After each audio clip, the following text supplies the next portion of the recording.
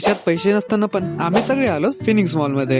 हे गाईज, आदू this side. So we starting our new series Pune Diaries, where we can explore Pune's everything, foods, malls and historical places and etc. So let's start our first day of Pune Diaries. आजच्या दिवसाची सुरुवात झाली आमच्या कॉलेजच्या गणपती बाप्पांच्या विसर्जनाने. त्याच्यानंतर मी आणि माझे friends रिक्षाने गेलो फिनिक्स मॉल मध्ये. फिनिक्स मॉल मध्ये गेल्यानंतर आमची फ्रेंड शिवांजलीने आम्हाला तिथे जॉईन केलं. जर तुम्ही नॉन पुणेकर असाल तर तुम्हाला इथं आल्यावर खूप भारी एक्सपिरियन्स भेटेल. तसं आम्ही सगळे फिरायला चालतो. त्याच्यात आम्हाला दिसलं एक सुपर ड्राय स्टोअर. तिथं आम्ही आतमध्ये गेलो. आतमध्ये गेल्यानंतर त्यांचं अँबियन्स भाई एवढं भारी होतं. तसं त्यांच्या कपड्यांची प्राइस पण तेवढीच भारी होती.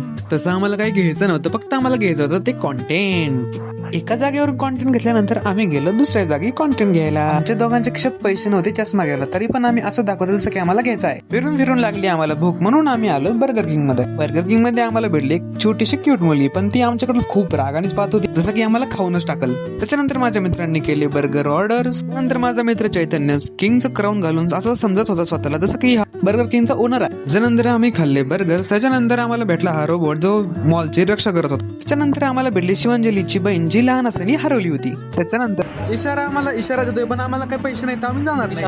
तर आजचा ब्लॉग आपण इथंच संपूयात. नेक्स्ट पार्ट मध्ये खूप काही आहे, जसं की आमच्या कॉलेजची नॉन ब्लॉगर आणि थॅनोस भैया. तर तुम्हाला पहिला पार्ट कसा वाटला ते नक्की सांगा. अँड धन्यवाद.